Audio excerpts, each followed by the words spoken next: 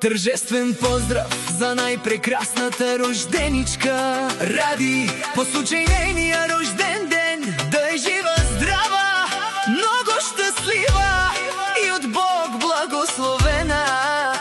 Честит рожден ден, Ради! Този ден и тази песен са за теб.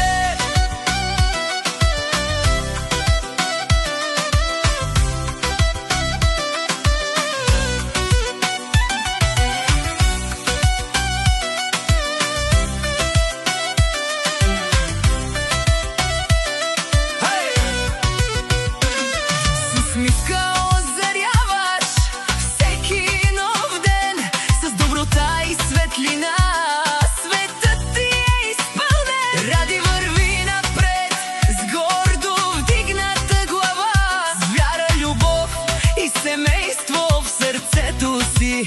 Днес всички празнуваме за твоята красота и доброта. Хей, хей! Ради казва: благодаря на Бога за всеки красив момент, за семейството, за здравето и за истинските приятели. Аз живея с любов и с усмивка на лицето, защото щастието е в чистата душа и доброто сърце. Това е за нашата прекрасна Ради! Майка и Анета от село Кормянско и нейният баща Кемал от Белгия я поздравяват от цялото си сърце. Мила наша дъще, честит рожден ден! Бъди ни жива и здрава, безкрайно щастлива и все така прекрасна. Където и да сме по света, обичта ни е винаги с теб.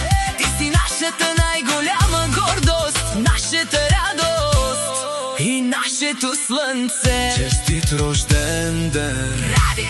Гордеем се с теб.